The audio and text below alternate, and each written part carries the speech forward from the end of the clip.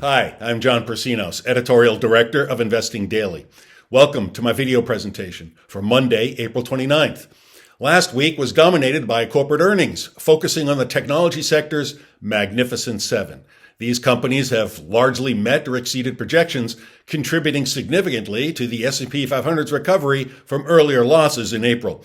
As the broader stock market wobbled last week due to worrisome economic data, these seven stalwarts rode in to save the day. Alphabet, Amazon, Apple, Nvidia, Meta Platforms, Microsoft, and Tesla. In the coming days, stay focused on other big tech stocks, not just these seven, as further Q1 earnings releases pour in. The Magnificent Seven returned more than 106% in 2023, doubling the NASDAQ 100's nearly 54% gain and significantly outperforming the S&P 500's 24% gain. This year, Tesla and Apple face singular headwinds. Tesla is encountering greater competition from overseas electric vehicle makers, and Apple is grappling with a shrinking market in China. But overall, the group in aggregate is poised to continue on an upward trajectory in 2024, largely due to the exponential expansion of artificial intelligence. The previous week marked the peak of earnings season, with one-third of S&P 500 companies reporting results, accounting for 40% of the index's total market capitalization. Results have generally surpassed expectations, with around 80% of companies exceeding earnings projections by approximately 10%, according to FactSet. The tech bellwethers have beaten consensus projections on the top and bottom lines as a whole, which bodes well for the economy and stock market this year. Now the downbeat news.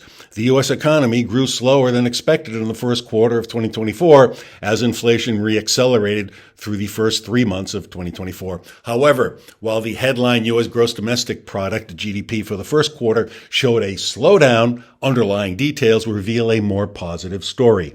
Domestic demand grew at an annualized rate of 2.8%, bolstered by robust consumption, business investment, and housing activity. The Federal Reserve's favorite gauge of inflation, the Personal Consumption Expenditures Price Index, the PCE, suggests a slower than expected progress on curbing inflation, signaling that interest rates will likely remain elevated for an extended period. However, the likelihood of rate hikes resuming is low, with potential for rate cuts to commence around September, given current economic conditions. The latest core PCE inflation data echoed earlier figures for the Consumer Price Index, the CPI, indicating sluggish progress towards the Fed's target of 2%.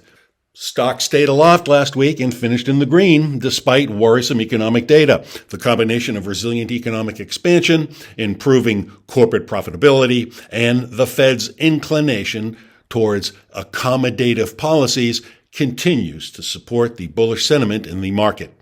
Year to date, the major indices are in positive territory as follows. The Dow Jones Industrial average is up 1.5%, the S&P 500 is up 6.9%, the NASDAQ is up 6.1%, and the MSCI EAFE, a gauge of international stocks in developed countries, is up 1.3%. Crude oil prices have risen, but only modestly. That's surprising in light of current geopolitical turmoil, but traders are betting that decelerating economic growth will weigh on energy demand. The big headwind has been the rise of the benchmark 30-year U.S. Treasury yield. The yield has been climbing as inflation fears resurface. Bond yields and stocks, they tend to move in opposite directions. The yield's persistently elevated level reflects Wall Street's view that rates are likely to remain higher for longer. The tech sector has experienced significant growth, fueled by substantial earnings increases rather than speculative market bubbles. Optimism over artificial intelligence is a key factor. While tech giants have led this charge, the market is poised for a broader rally across various sectors as the year progresses. Now let's look at the week ahead. The following important economic reports are due in the coming days.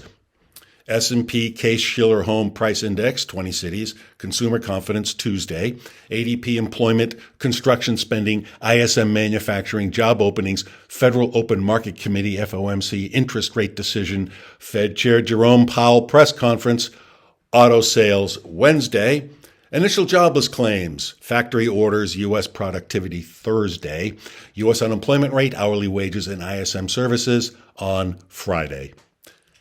The big news, of course, will be the FOMC decision on rates and then Powell's remarks. Reaffirmation of the monetary status quo is expected. I predict a continuation of current monetary policy measures in the near term, with a potential for rate reductions in the latter part of the year as inflationary forces ease. I advocate a cautious yet proactive approach. Given the uncertain trajectory of interest rates and market conditions, maintaining a balanced portfolio weighted towards equities remains prudent. Diversifying into undervalued segments of the market and gradually reallocating cash into longer-term investments can capitalize on emerging opportunities while managing risk effectively. Well, that's it for now. Thanks so much for watching.